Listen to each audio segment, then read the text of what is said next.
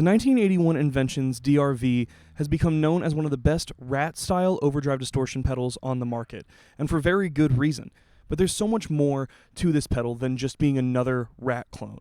Now, to understand what's so cool about this pedal and what makes it unique, we have to look at the history of it just a little bit. 1981 Inventions is the brainchild of Matthew Hoopes. He's the lead guitarist of the band Relient K, which is one of my personal favorite bands of all time. And if you know anything about their music, you definitely know that they'll use fuzzy, distorted tones quite often. But the DRV is a little bit different than just a regular rat pedal. There was a multi-year design process by Matthew Hoopes and John Ashley from Bondi Effects. They were working together to create this pedal.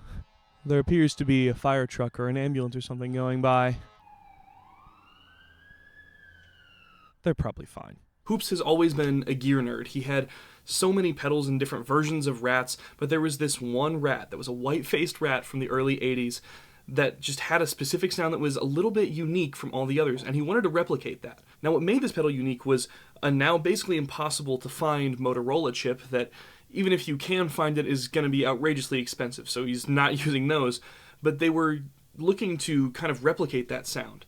But during that process, he really wanted to create something that captured his sound and he could classify as his own, and thus was born the DRV. But what really makes the DRV stand out from other rat-style pedals is that really unique preamp boost circuit at the beginning of it.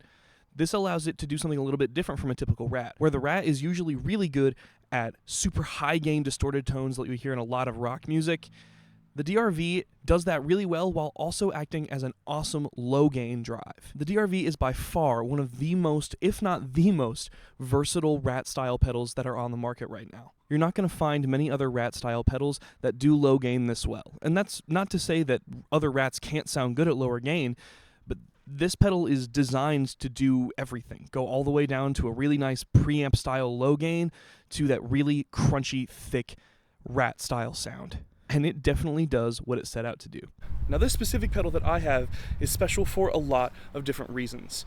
This is the new DRV2 circuitry, which is just an updated version of the original DRV. It's not super different, but there is a little bit of difference to be heard, though I can't really compare it. I don't have the first one. There's the special artwork based off of their 2004 album, which is absolutely stunning, and I love the design on the front of this pedal. Not really a specific selling point, but just an interesting fact. They actually changed the enclosure type for this version of the DRV. Rather than being really sharp corner square, it's a little more rounded edges, kind of a slightly different shape. It's actually, from what I can tell, the same enclosure used on the JHS Notaklon Build Your Own pedal kits. This pedal is also signed by Matt Thiessen and Matt Hoopes, the main members of Relient K, who I have loved for years now. And so that's just another thing that makes this pedal really special to me personally. The other fun thing about Hoopes just kind of running the company how he wants to is he loves to experiment with the circuit. He currently on his website now has a version of the DRV2 that uses a pink LED to clip and another one that uses the germanium diodes from the Klon. If you wait around long enough, there's always going to be a different physical enclosure design or a different circuit design that you're going to love, and it'll be super unique. All of this combined has made the DRV a wildly popular drive pedal and is on boards everywhere, whether in or out of the worship world. Alright, now that I've definitely got you all thinking, man, he's been talking for a really long time, let's just go over and play the thing again. Alright, so first I'll show you how I usually run this pedal. So you can see my settings here. Drive is just a little bit below noon, and then the cut and the volume are both sitting right around 1 o'clock, between 1 and 2 o'clock. So that's how I usually run it, because it gives me a good big chunky sound that's also really good for some lead tones. So here I'll show you that.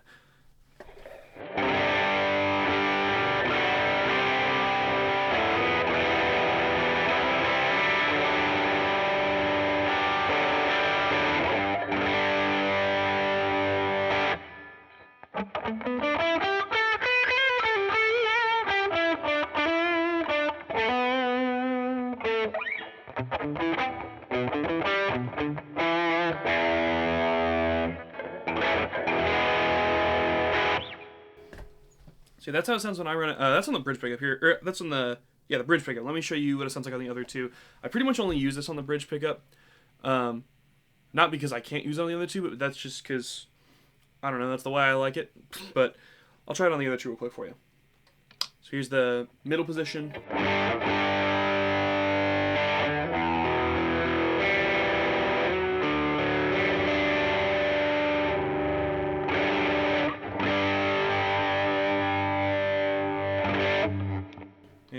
go to the neck.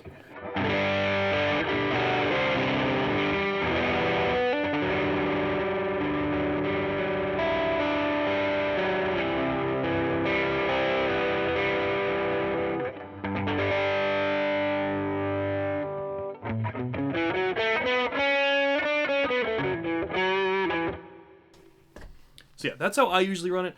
But let's take a look at some other settings and see how it's sounding. So let's go low gain. Let's go low gain.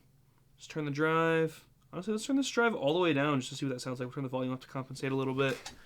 See what that sounds like. I'm gonna flip back to the bridge pickup because that's where I like to be most of the time.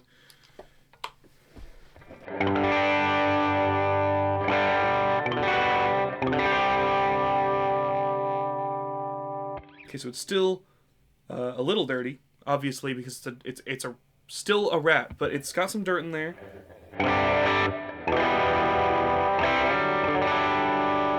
Definitely lighter though. Let's try it on the bridge pickup.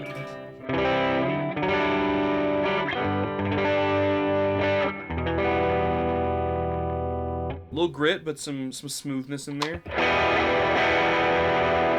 Still breaks up a lot if we dig into it. And I mean, even if you're not digging into it, it's still a rat, regardless of what happens. But this does low gain a lot better than a lot of rats, I think. But let's, and by the way, I don't think I said this earlier. I definitely didn't say it earlier. I'm running through a 67 Pro reverb on the ToneX from Worship Tutorials. I am loving that amp recently. I've got 2 ToneXs going now. I really need to do a board overview again, because it is not even the same board, let alone most of the same pedals anymore as it was when I started this channel back in October of 2024. But that'll come soon. Anyway, low gain.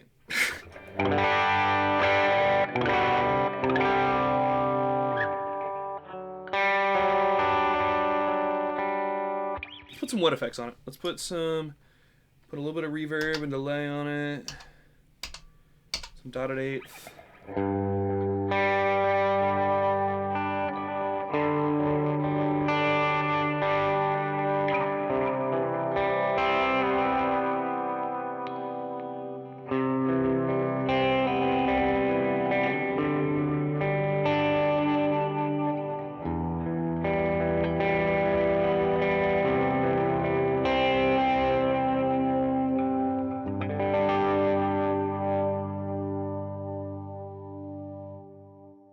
That is actually such a nice sound for that like ambient thing. That's so good. That's kind of what so the sound we just heard from that is how I usually use my Klon. It's set a little bit cleaner than that, but that is a super cool sound at the low gain. We'll turn it up. So let's go right about here. See what that's like.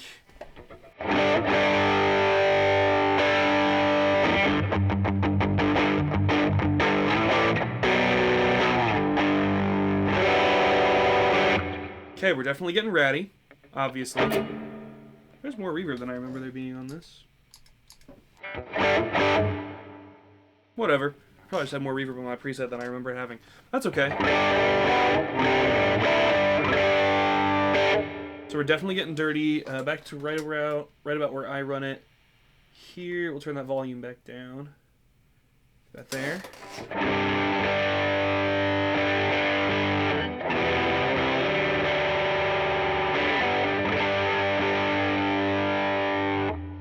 Yeah, there we go. So let's, I'm just going to keep going up in little kind of increments here. We'll go to like right there.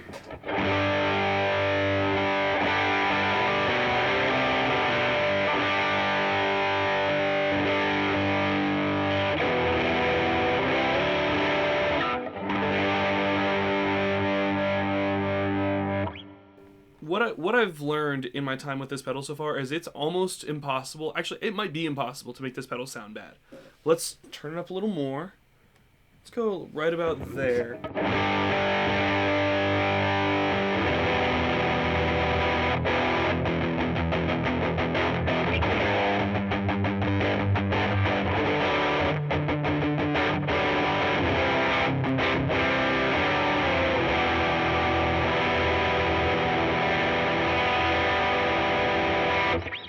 Nice.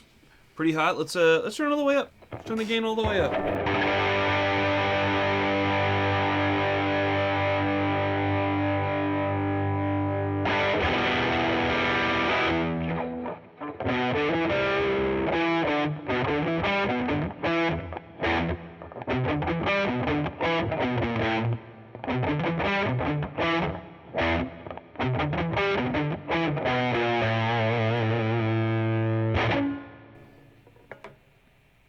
Heck yeah, this thing just rips no matter what. So I'm gonna put it back about where I use it right there, and then let's take a look at the cut knob. This is kind of an EQ type thing. So that's about where I like it. It gets enough highs in there, but not too much, because the higher you go, the less highs they're in. So let's turn all the way up real quick.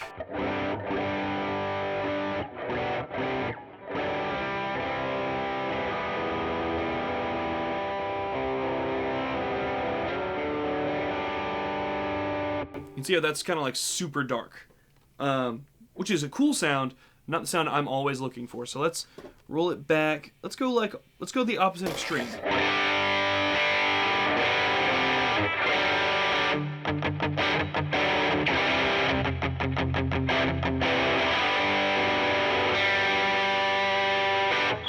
So now you've got the opposite extreme, super, super bright sound there. Still cool. This thing, like, I can't make it sound bad no matter what I do. But let's put it straight, like, right at noon. Let's do that.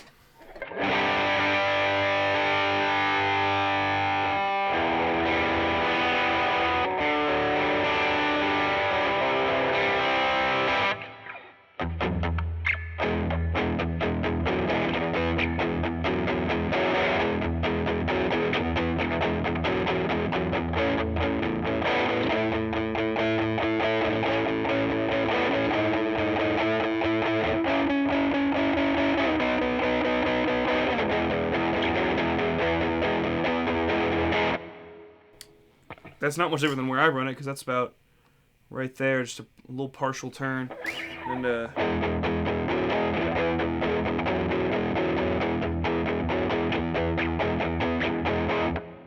yeah, man, this is just such a good sounding pedal. I hope I gave you a decent overview of the sounds you can get out of it. It is a Rat with a preamp boost in front of it, so it's a Rat that's also good at low gain. Or I'm gonna call it mid gain. It's like low gain, but in comparison to the sounds you can normally get out of a Rat, this is definitely much better at those lower mid gain sounds than, say, like if you went and grabbed a Proco off of a shelf at Sweetwater. This pedal is just so sick. I can't recommend buying one of these enough. This specific version, the edition, is not around anymore. He only made right around 500 units of these, and I am very, very thrilled to have gotten one of those units, because this is my favorite looking one he's ever made, and it really relates it back to the band Relient K, who I love. So I am super thrilled to have this one. You can definitely check out the website. I'll leave the link in the description below to 1981 Inventions, and you can go see what he's got over there for yourself. I think right now he has a pink one with a pink LED clipping, which is really cool, and then some cool DeLorean ones that have Klon diodes in them.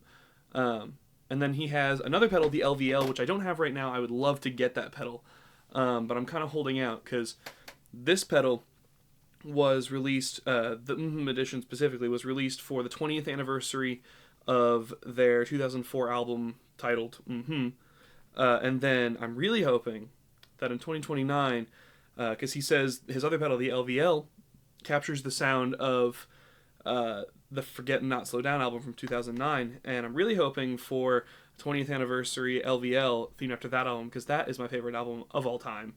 Love it to death. But we'll see. But you can go check out that in the description below. And yeah, thank you so much for watching this video. And yeah, I'll see you guys in the next one. Later.